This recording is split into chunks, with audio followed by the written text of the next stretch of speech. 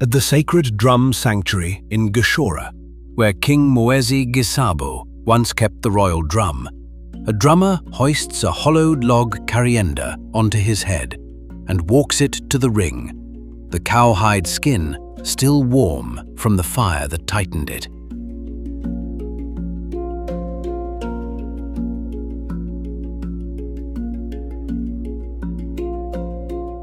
Far below, along Lake Tanganyika's northern waterline, a fisherman coils a wet net by hand, his lantern still lit beside the second deepest lake on Earth.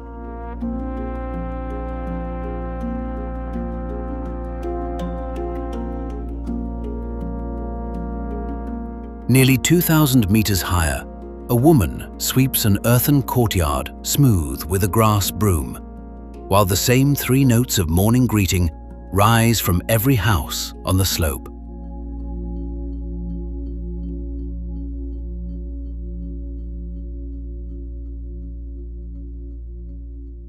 This is Burundi, where roughly 13 million people share one mother tongue and farm some of the most crowded high ground on the continent. It is a nation that speaks with a single voice and remembers with 2. For the same slopes that grow its coffee also hold the graves of 1972 and 1993, carried quietly by nearly everyone who stayed.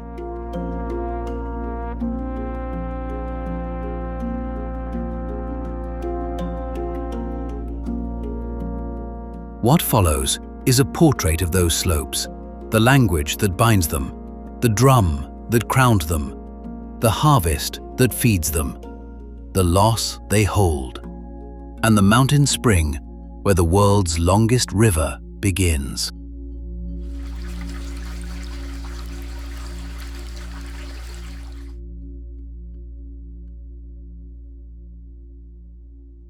On the ridges of Bururi province, in the cool southern highlands, the day starts the way it starts on 10,000 other slopes across the country. Mist still sits in the valleys below the terraces, and thin footpaths thread between banana stands worn smooth by bare feet and hoe handles.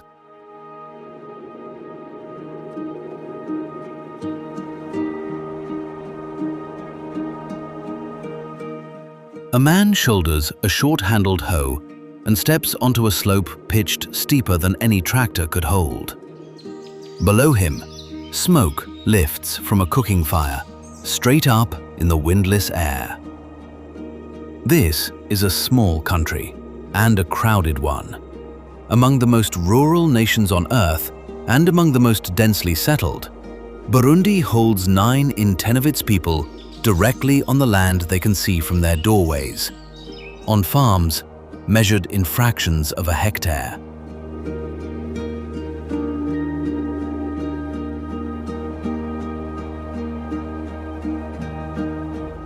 There are no wide fields here, no fences running to the horizon. Only the green staircase of one family's plot giving way to the next. And nearly every person on every one of these ridges, from the oldest grandmother to the child sent for water, speaks one first language, a single mother tongue in a continent of borders drawn through dozens of them.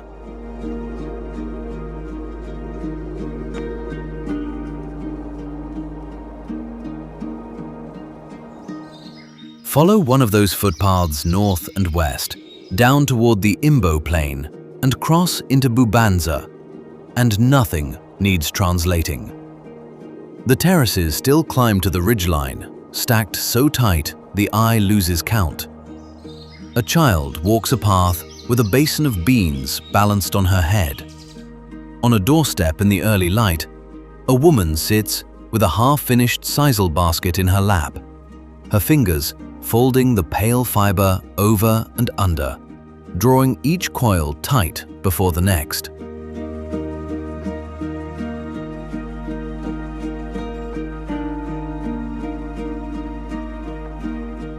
She does not look up when a neighbor passes below, but her voice answers his, the two of them trading the greeting heard from one homestead to the next. This is the sound of Kirundi, the language nearly all 13 million Burundians carry as their first, spoken across Hutu, Tutsi, and Twa alike, a shared tongue that few countries on the continent can claim.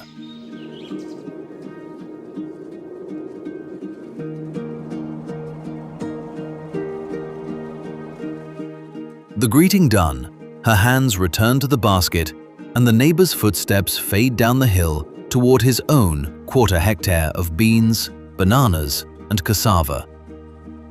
Keep going north, all the way to Kirundo, the last hills before the border, where the land flattens toward a country of shallow lakes and marsh.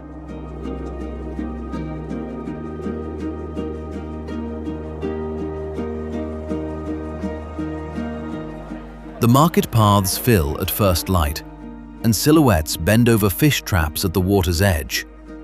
From the deep south, where the fishermen of Lake Tanganyika coil their nets before dawn, to these northern shallows some 250 kilometers away, the mother tongue does not change. A greeting learned on that far southern shore is understood, word for word, in a marsh village that has never seen it.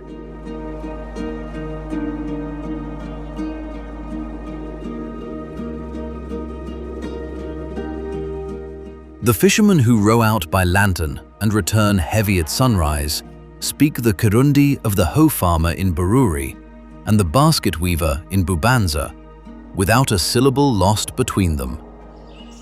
It is a rare kind of belonging, a whole country able to speak to itself across every ridge. Here, at the northern edge, a woman ladles beans onto a plate for a child before the walk to school, and the day is already old on the hills.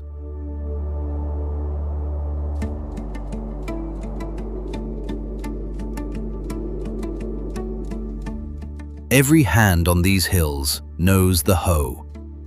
Only a few still know the drum. And above the highlands, a sound is waking.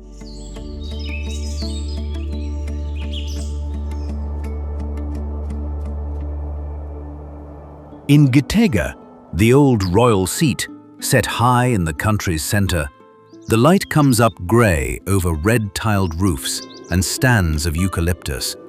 And in an open yard, a circle of men begins to gather. Each carries a drum on his head, a hollowed length of tree trunk taller than a child, the cowhide stretched across its mouth and pegged tight around the rim.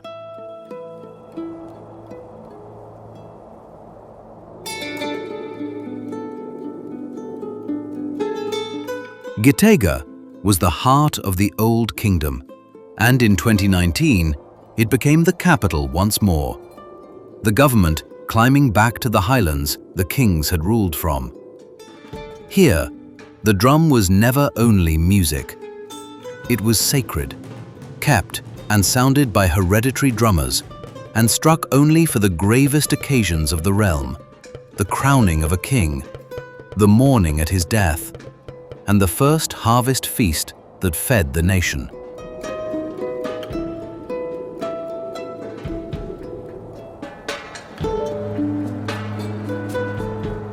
The tradition centered on the sanctuary of Gishora, a pair of low ridges above the town, where King Ngozi, who reigned from 1852 to 1908 and held out longest against colonial rule, kept the royal drum.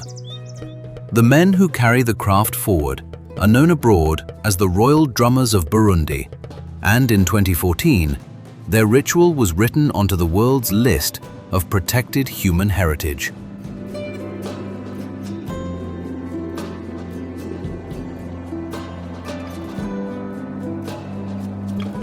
Before any of them gather, though, the work is quiet and close. In the half-dark, an old drummer sits alone with his instrument tipped toward him and works a knob of butter into the cowhide with the heel of his hand, softening the skin the fire had drawn tight, coaxing it toward the pitch he carries in memory.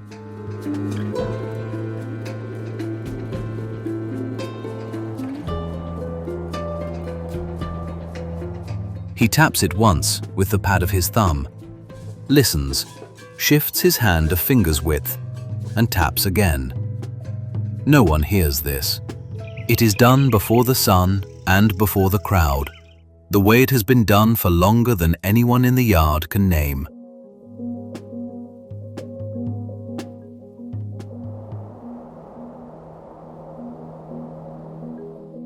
Inside the National Museum of Gitega, the crown's objects keep the story the drums perform.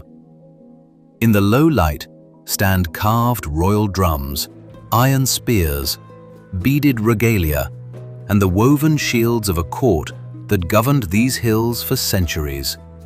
At the center of that world sat a single drum, the Kayanza, and to the Old Kingdom, it was no instrument at all, but the king himself made into an object.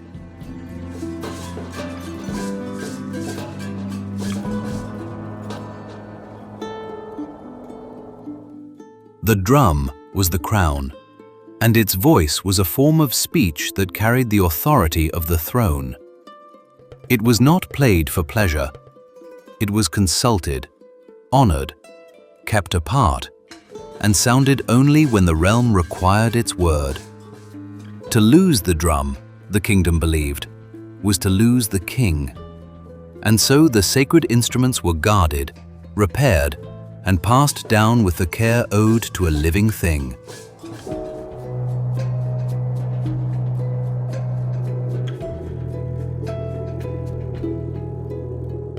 A drummer who struck it spoke, in that moment, with the weight of the king's own name. The ensemble around it works as one body with many voices, each drum carved and named, each with a place it must hold. One drum at the center keeps the time.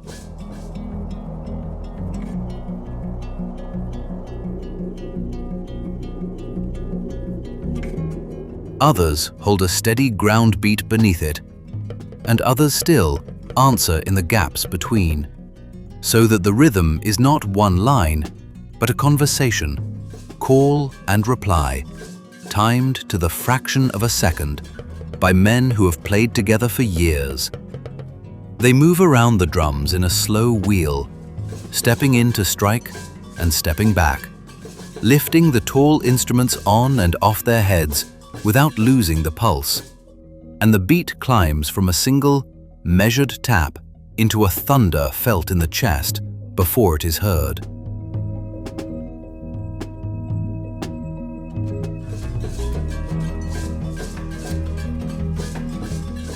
This is the sound that carried Burundi's name across the world, performed on stages far from the country that shaped it. The drum crowned the kingdom, but the kingdom fed itself on something far humbler, a red cherry and a gourd of beer.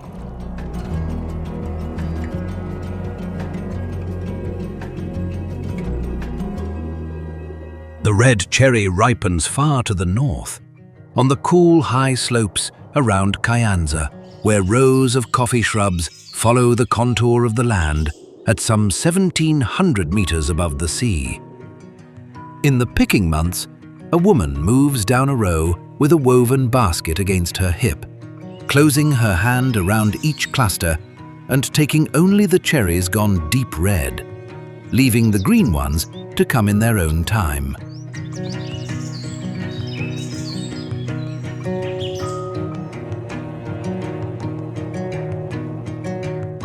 Coffee is Burundi's leading export, the crop that for years earned the country the greater part of its foreign income. And it grows not on estates, but on the plots of hundreds of thousands of families, each working a fraction of a hectare, a few hundred trees on a slope behind the house. In a good year, the harvest passes through washing stations perched on the ridges, where the beans are pulped, left overnight in concrete tanks, and rinsed down long channels before they are spread to dry. But it begins and ends with the family that owns the trees.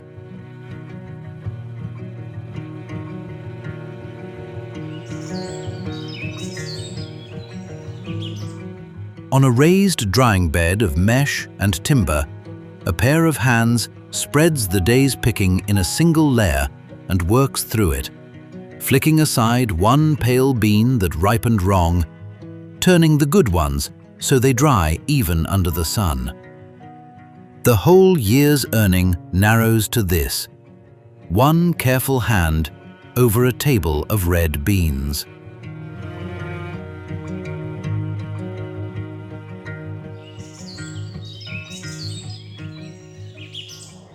A short way down, the roads off the coffee slopes run into Ngozi, the town that gathers the trade of the northern province and passes it on. By mid-morning, the central market has filled, the lanes between the stalls narrowed to a shoulder's width, the ground laid out with whatever the surrounding countryside can spare. Beans in dry heaps, cassava root, green bananas stacked in their hundreds, dried fish carried up from the lakes.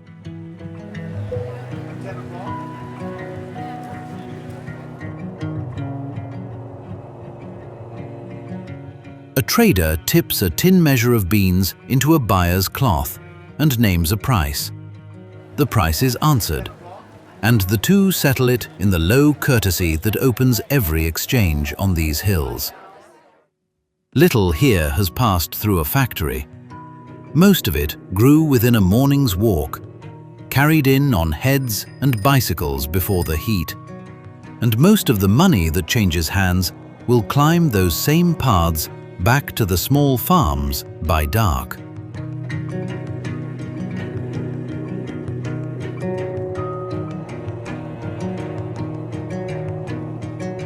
West, toward the Congo border, the land drops off the highlands into Cibitoke, where the banana groves grow thick and tall in the warmer air. The banana is more than fruit here. It is roofing and fodder and shade and cash. And, poured into a gourd, it is welcome itself.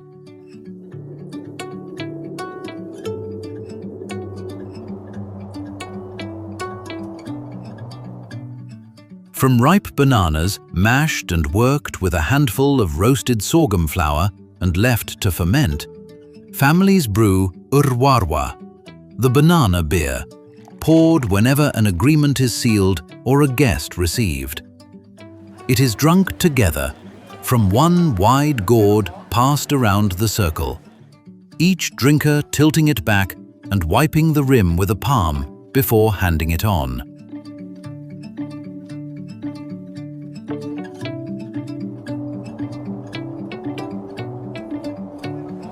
A marriage is arranged over it, a debt forgiven over it, a neighbor thanked for a day's work in the field. The steep slope gives little, and what it gives is shared by hand, cherry by cherry and cup by cup.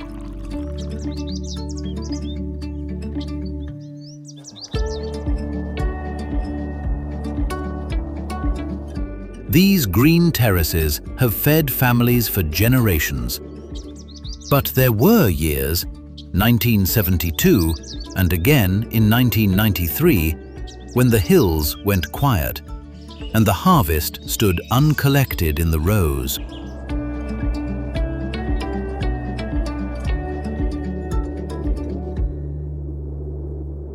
The silence has a date. In the spring of 1972, a revolt in the south and the killing of Tutsi civilians was met with a reprisal so wide it emptied whole communities on the slopes. A campaign directed above all at educated Hutu, at the teachers, the students, the clerks, the seminarians, at anyone with schooling who might one day lead.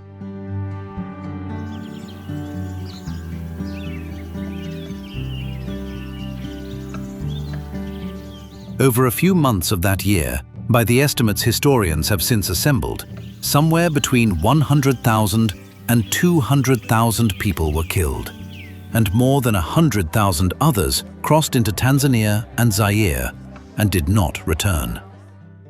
The political scientist René Le Marchand, who spent decades documenting the country's upheavals, called it a selective genocide, aimed at cutting down an educated generation before it could rise.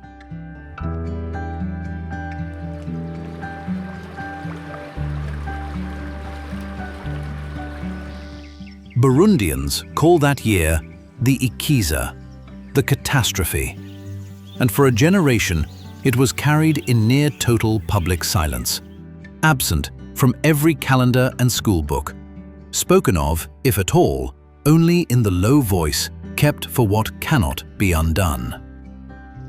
21 years later, the hills went quiet again.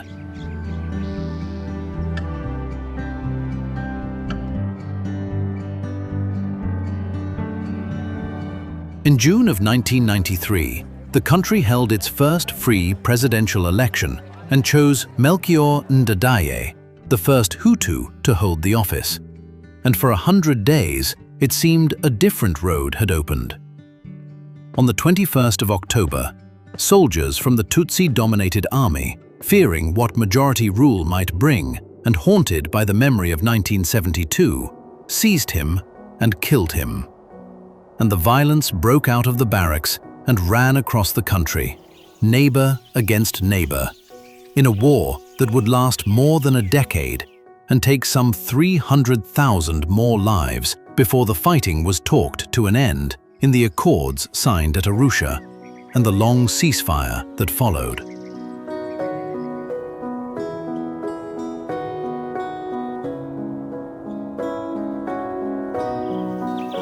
Hundreds of thousands fled once more across the same borders their parents have crossed in 1972.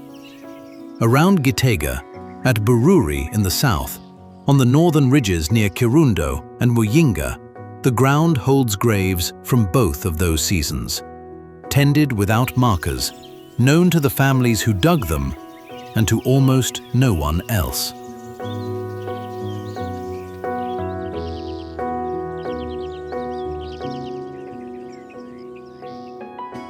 The memory keeps to the houses. In a home on a Muyinga slope, a grandmother keeps a single photograph pressed inside the cover of a worn book.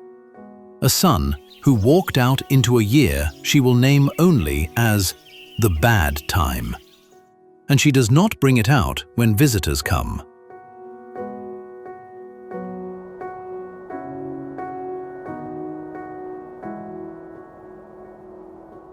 On another ridge, a place is still left at the edge of the evening meal without anyone saying why. A habit older than the children now filling the room. The dates are taught more openly now than they once were, but the grief still travels quietly, hill to hill, in the keeping of those who were there.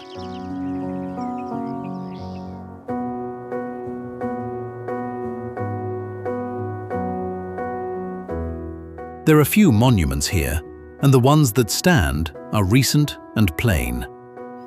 And yet, the hills did not empty for good. The refugees came home from the camps by the hundreds of thousands. The terraces were dug and planted again. The coffee went back into the ground, and the one language that outlasted both seasons carried the ordinary business of living back onto the slopes.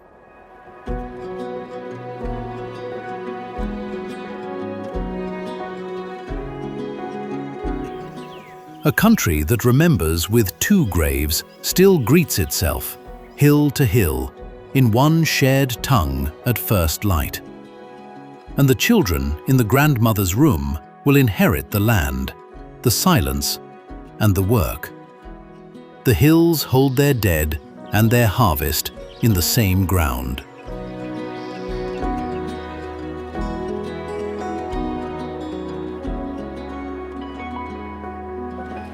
And from the highest of them, in the cold south, a thread of water slips from the earth and starts downhill.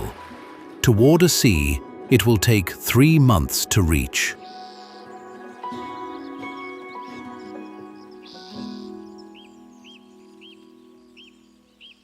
High in the southern highlands, on the cold shoulders above Rutovu, water seeps from the ground at a spring no wider than a doorway. It gathers into a thin thread, slips between the tussocks, and begins to run downhill. And this small, cold trickle is, by one long reckoning, the beginning of the Nile.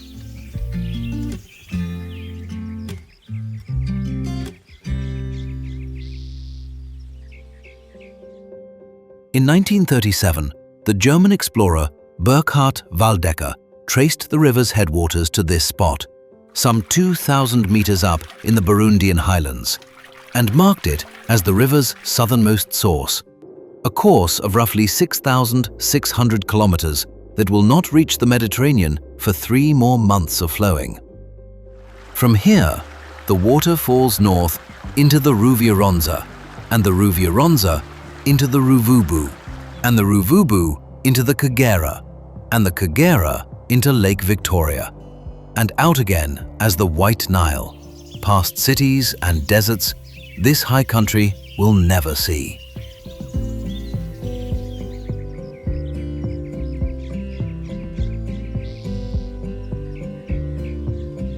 A herdsman stoops at the spring, cups both hands, and drinks from the cold source, the way people have drunk here for generations, without minding that the same water will pass under bridges in half a dozen countries before it finds the sea.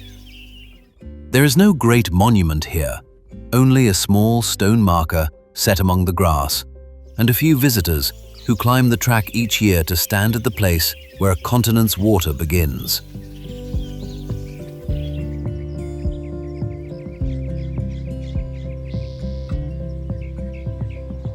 The Bururi highlands hold their cool the year round, wrapped in cloud by afternoon, planted to their crowns in tea and wheat and eucalyptus, and the people who live on them draw their own water from those springs without ceremony, filling yellow cans at dawn and carrying them up the paths on their heads.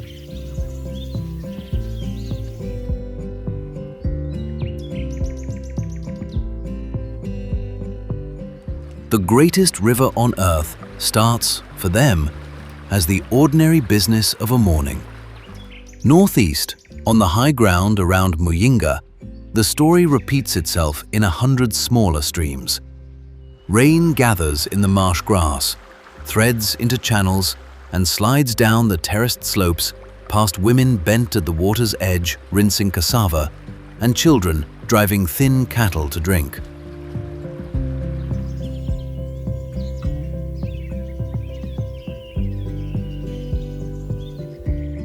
The country sits astride a continental divide, its rains sorted between 2 seas, and the people who farm these slopes measure water not by the rivers that leave them, but by the season, by whether the short rains come in time to soften the ground for the seed. And when the grain is gathered, the highlands return to the feast the drum once served.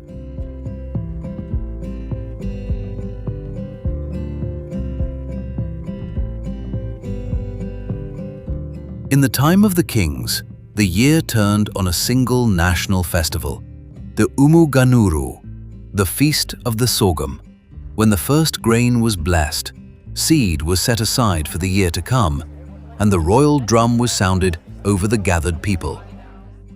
The ceremony fell from the official calendar in the last century, caught in the same history that broke so much else in this land.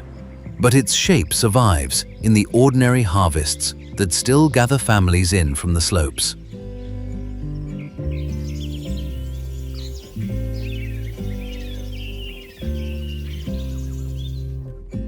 A grandmother sits with a wide woven tray in her lap and rocks it, letting the breeze lift the chaff from the red sorghum, setting aside the heaviest grain in a gourd for the ground next season.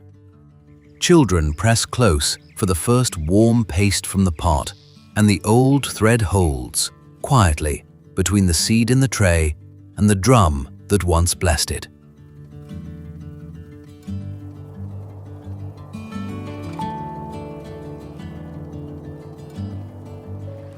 Every drop that leaves this spring runs away from the country that made it, But the water that matters most to Burundi never leaves at all.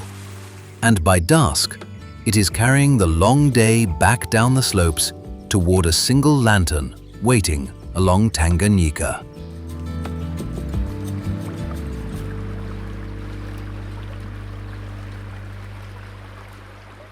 Along Lake Tanganyika's northern edge, the light is gone now, and the lanterns move out one by one onto the black water, small and scattered, each one a boat and a night's work begun.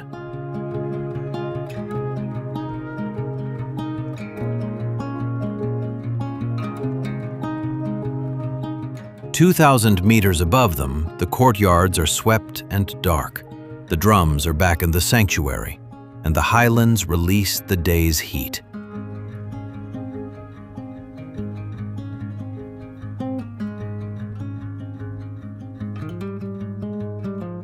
The coffee dries on its beds against the coming rain. The graves keep their places in the red earth, tended by no strangers.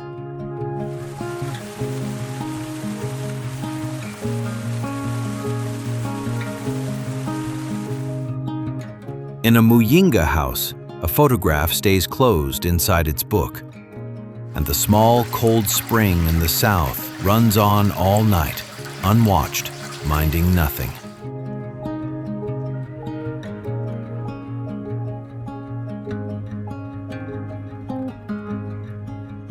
By morning, it has slipped a little farther north, still 3 months from a sea it will never learn the name of.